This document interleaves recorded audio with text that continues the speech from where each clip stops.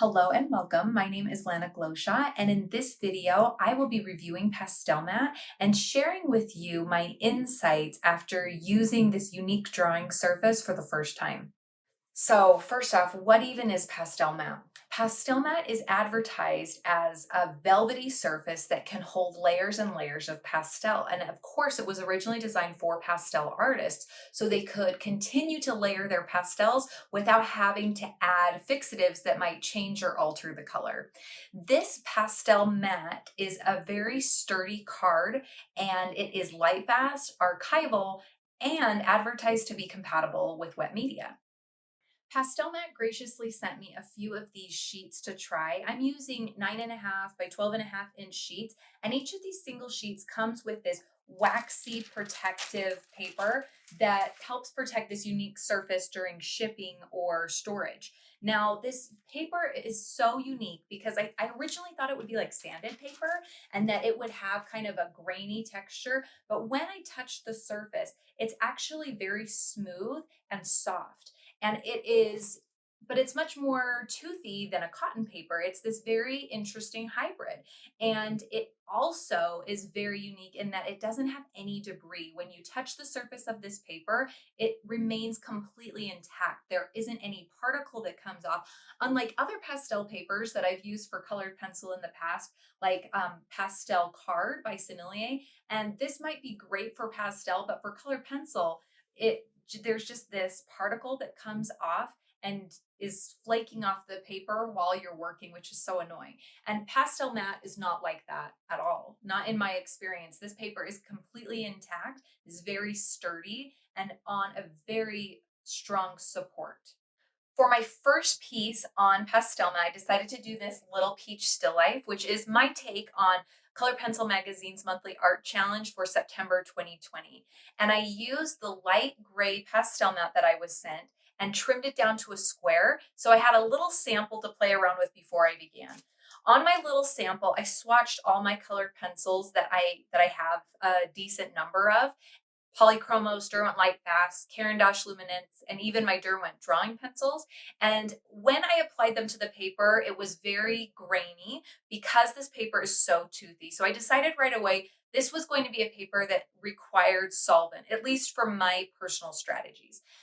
After adding the solvent, they all dissolved really nicely, blended really smoothly, and I could tell right away any color pencils were going to be great on this paper.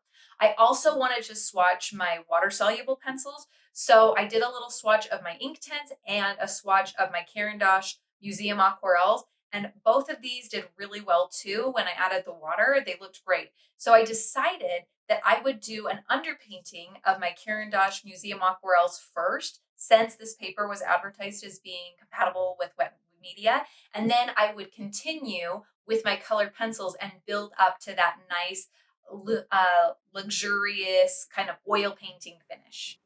I started by using my Museum Aquarelles by CARAN to lay a light to medium amount of pigment over the entire surface. It doesn't take very much from your watercolor pencils or your Inktense pencils to get a very vibrant coverage when you add water. When I did add the water, I worked section by section, and I also utilized the hair dryer to really secure my layers before I added water to a nearby layer. This on most paper helps to reduce that ring or that kind of bleeding effect that can happen when you put wet on wet. However, I still got quite a bit of bleeding and these rings around areas when I added water to this paper, which is something to play around with and see if I can figure out a better solution for in the future. After one layer with these museum aquarelles, I switched over to my traditional colored pencils, and I actually switched between all of my colored pencils regularly. I didn't limit it to just one type of colored pencils. I really wanted to see how they all interacted, and I didn't notice that there was one pencil that was outperforming another pencil on this paper, even on the initial layers where I usually tend to use an oilier pencil like the Derwent Lightfast or the Polychromos. That was not really necessary on this paper. I switched between my waxy, my oil pencils throughout. After building up a light to medium amount of colored pencil in a particular area, I would then come in with odorless mineral spirits and blend this area out. I did this a lot in this piece, a lot more than I normally would on cotton paper or even my sanded paper, which I hardly use mineral spirits on at all. And I did this because I felt like the colored pencil reacted better to the paper when I added a little bit of mineral spirits into it. It allowed me to blend smoother and it allowed me to fill in the tooth of this very toothy paper.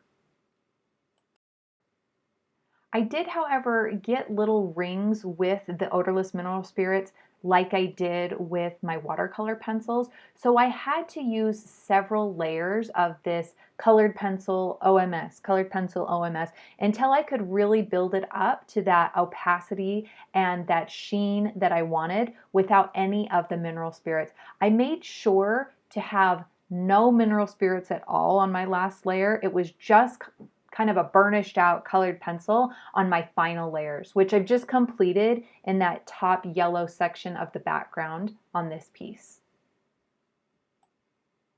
On most of my colored pencil pieces and even oil painting, acrylic, watercolor, I usually work from the background forward.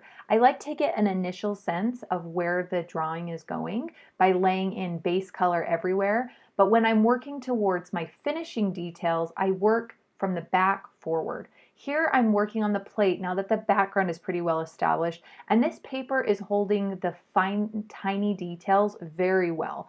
Also, I was able to come in with a lighter color on the plate right here and really boost up that value and make it lighter, which is something that you can't do on a cotton paper at all. And I'm going to show you more about that later.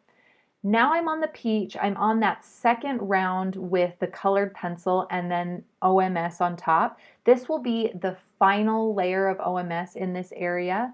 And then I will come back over the top with final colored pencil details.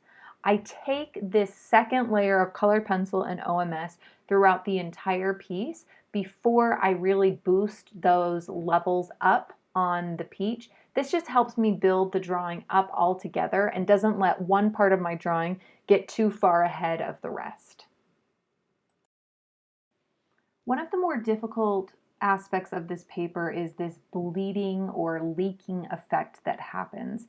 And I noticed that this was happening even after I had been very careful and tried to keep all of my OMS in a very controlled area. After I had applied it, it would just bleed into other areas, sometimes areas that I had already decided were finished, and that I would then have to come back and clean up with more layers of colored pencils. I'm still trying to figure out how best to control this bleed, but because the paper is so toothy, you can layer more colored pencil on top and just add more pressure, and there's still going to be tooth to the paper. You won't completely burnish it out, and you'll be able to use opacity to cover up some of those little fuzzy areas that you might not want. Now I've just talked over my final pass on the leaves, but here I am on the peach slices with my final pass of colored pencil.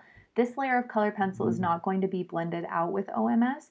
I'm able to bring in the lighter areas. I'm able to push the darker areas darker. So this paper is really great, I think, especially for beginners that are figuring out value, because if you've made something too dark on a traditional cotton paper, you're kind of stuck. But on this paper, you can bring the lights back in very easily. Here I've actually slowed the video down and showed you how you can just take the white colored pencil and lay in highlights right over the top without very much effort at all. Sometimes this would take an X-Acto blade or even like a paint or a gel pen or titanium white from brush and pencil. But on this particular paper, you can come and bring those highlights right back in. I think this is why I see so many people using this paper for wildlife. This would be great for fur, great for hair, and it's really great for those little wet areas on my peach slice. So I love that this paper was rigid and sturdy, that it was Lightfast and archival, that it came in different colors. And another thing that I loved about this was that there was very little dust or fallout with my colored pencils. On a sanded paper, there can be quite a bit of dust that comes out, which can make a mess and then cause some concerns about breathing these particles, but there was very little fallout on this paper, which I really, really appreciated. I also love that you can lay those lights right over the top of darker areas.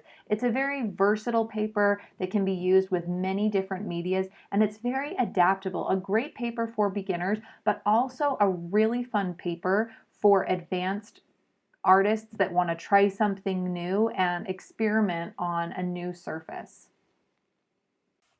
Thank you so much for tuning in and watching this video. I hope that you found it helpful and that you are leaving inspired and ready to try something new and to make some art.